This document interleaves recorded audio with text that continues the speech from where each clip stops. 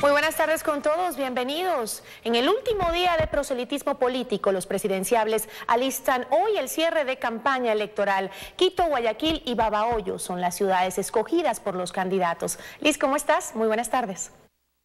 Muy bien, Gisela, ¿qué tal? ¿Cómo estás? Amigos, buenas tardes. El oficialista Lenín Moreno lo hizo esta mañana en Babahoyo, provincia de Los Ríos. Por la tarde estará aquí en Guayaquil. Nos informa enseguida Martín Soto.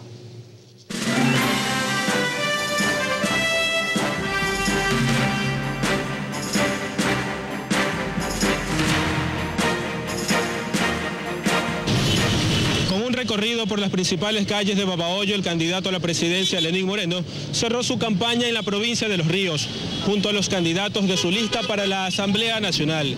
Ustedes pueden ver el cariño inmenso del pueblo de Babahoyo y de Los Ríos. Sus militantes lo esperaron al ingreso norte de esta ciudad para recorrer y finalmente llegar a un pequeño mitin que tienen programado antes que el candidato parta para la ciudad de Guayaquil a seguir con su agenda programada para el último día de campaña electoral.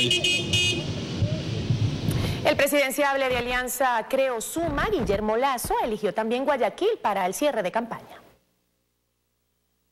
El nuevo Nicolás Maduro del Ecuador, el señor Moreno. En los últimos momentos de su campaña, Guillermo Lasso arremete contra el candidato oficialista y su propuesta. Que te damos electricidad gratis, casas gratis, bono gratis, porque la pregunta es, ¿y por dónde me vas a cobrar todo eso? Está muy seguro de llegar a la segunda vuelta y más. Hay dos certezas y una duda. La primera certeza es que habrá segunda vuelta. La segunda certeza que nosotros estaremos en segunda vuelta. Y la duda es quién estará en primer lugar. Muy probablemente esa posibilidad es para nosotros también. Su último mensaje fue para las bases de Alianza País. En el movimiento Creo van a tener un espacio. Entendemos que muchos de sus líderes los han defraudado a ustedes. Ustedes están desilusionados. Luis Antonio Ruiz, 24 horas. El cierre de la campaña de la candidata social cristiana Cynthia Viteri será esta tarde en la avenida 9 de octubre de Guayaquil. Previo a la última jornada, Viteri envió un mensaje a los electores.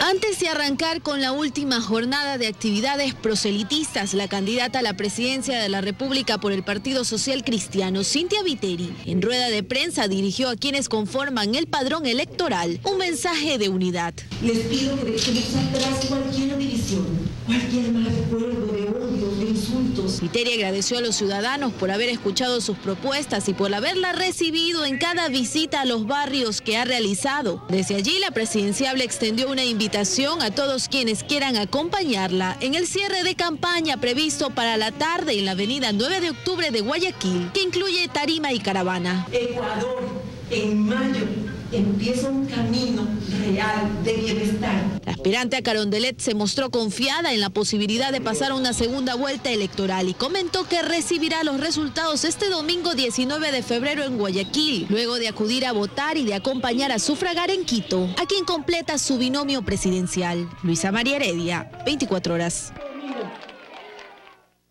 El presidenciable de Fuerza Ecuador, Dalo Bucaram, recorrió en caravana el centro y sur de Guayaquil antes de viajar a Los Ríos, donde va a participar en varios eventos proselitistas. Su cierre será esta noche en las redes sociales.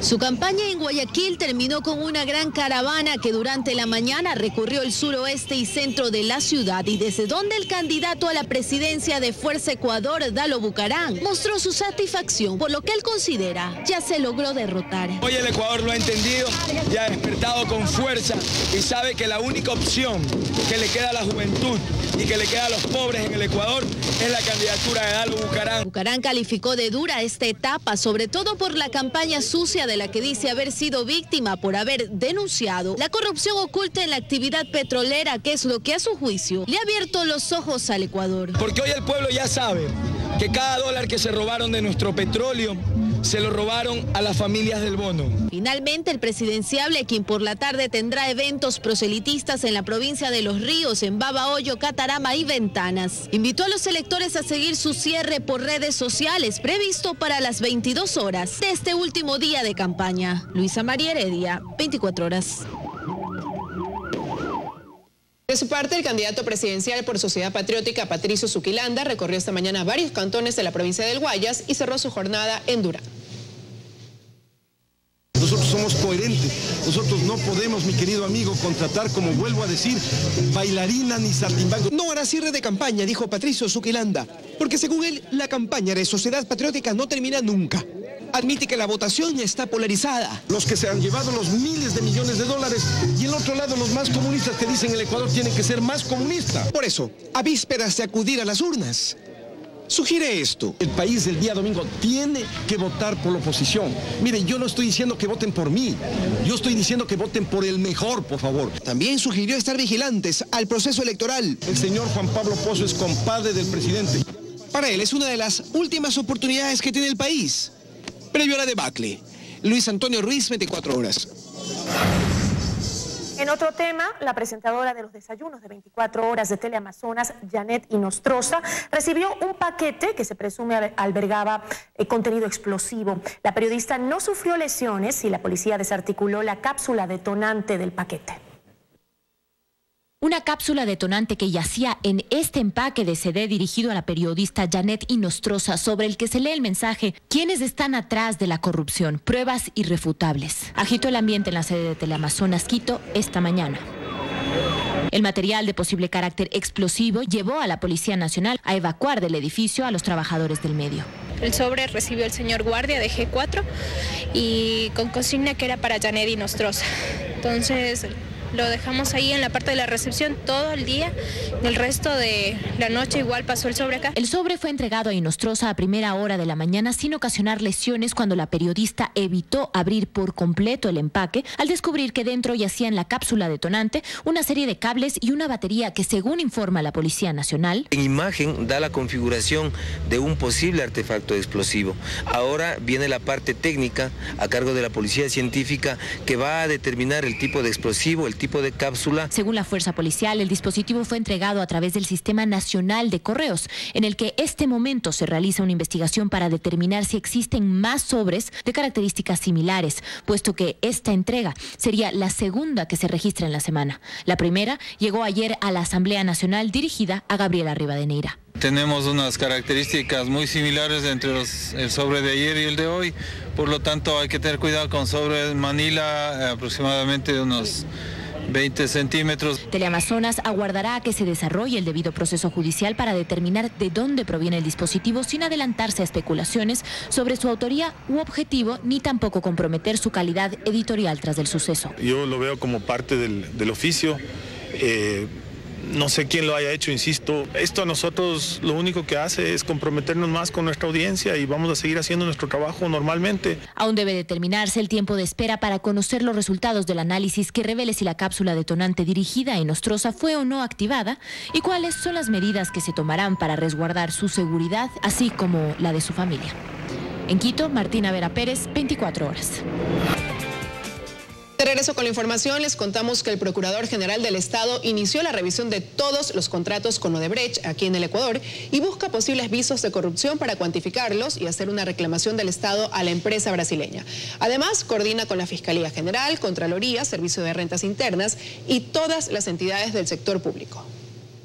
Que este señor Alex Bravo movió 12 millones en su cuenta en Panamá, ¿no? Que no necesariamente implicaron perjuicio al Estado. Aunque el presidente Correa en un conversatorio con periodistas sostuvo que las coimas de Odebrecht no necesariamente generan un perjuicio al Estado, el procurador, es decir, el abogado del Estado, inició la revisión de todos los contratos de Odebrecht en el Ecuador para cuantificar un perjuicio. Tendríamos que saber de qué contratos estamos hablando, por qué cuantías y cuál podría haber sido la utilidad que se obtuviera en ese contrato o en esos contratos. Y asegura que mantiene coordinación con la investigación de la Fiscalía General para establecer si esos 33,5 millones de dólares admitidos por la propia empresa brasileña como el valor entregado en sobornos a funcionarios públicos en el Ecuador es realmente de ese valor. Porque si el Ecuador intenta recuperar 33 millones y medio y el perjuicio es mayor, entonces estaríamos buscando una recuperación inferior a lo que le corresponde. El Estado ecuatoriano puede presentarse como acusador particular en el caso en que la investigación que está llevando actualmente a la Fiscalía pase a judicializarse y en ese momento podemos reclamar las indemnizaciones que correspondan. Diego García sostiene que mientras la Fiscalía investiga el delito, su institución está analizando todos los contratos, cruzando información con todas las entidades de control y las instituciones contratantes del sector público. Tenemos que tener claro el universo contractual dentro del que pudiera haber habido corrupción según las delaciones hechas por funcionarios de Odebrecht, a efectos de poder saber si estamos hablando de una cuantía correcta o no. García no dio fecha de la finalización de su análisis, pero dejó claro que su gestión está supeditada a lo que la Fiscalía encuentra en su investigación. En Quito, Freddy Paredes, 24 horas.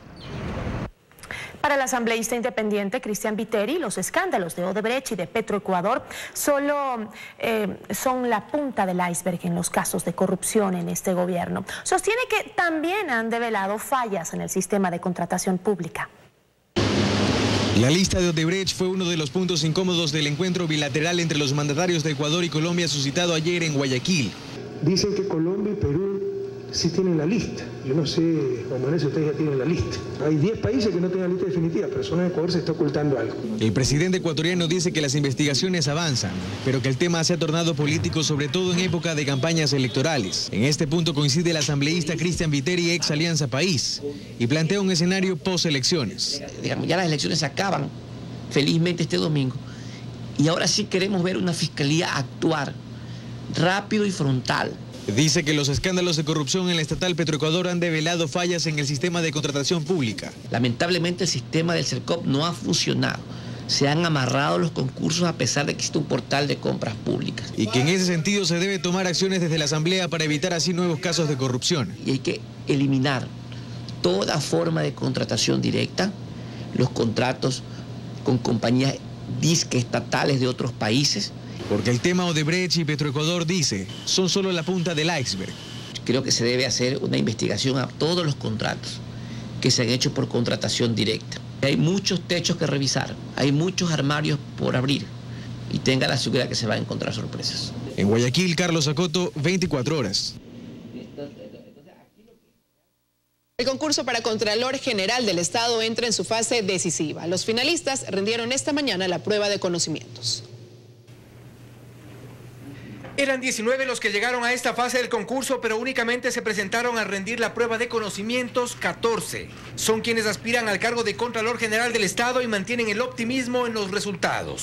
En licencia por ahora, faltan algunos días todavía y que termine este proceso. Fueron 2 horas de evaluación y aun cuando muchos están seguros de tener los conocimientos para asumir este cargo, saben que la figura del Contralor Carlos Polit entre los postulantes tiene peso. Bueno, obviamente él tiene una experiencia mucho más amplia que cualquiera y específica que cualquiera de los demás participantes. Entonces, en su puntuación siempre va a ser más alta en su perfil. Sin independencia del gobierno no funciona. ¿Eso pesará en este concurso? Chica, no sé. Dudo, pero en todo caso estoy convencido de que por mi parte he dado un buen examen. No obstante, confían en que el concurso en manos del Consejo de Participación Ciudadana se lleve con transparencia y solo esperan los resultados. Yo sería un contralor constantemente itinerante. Por mandato constitucional, el nuevo Contralor General del Estado asumiría sus funciones por los próximos 5 años. Y una vez que los postulantes han rendido su prueba de conocimientos en este concurso, los resultados se publicarán 24 horas después. Tienen derecho a la recalificación, sin embargo, podría ya conocerse los resultados prácticamente finales para este viernes 17. En Quito, Fausto Yepes, 20. La Comisión de Régimen Económico de la Asamblea comenzó el tratamiento del proyecto urgente económico para la reestructuración de las deudas con la banca pública y privada. El ministro de la Política Económica compareció ante la comisión.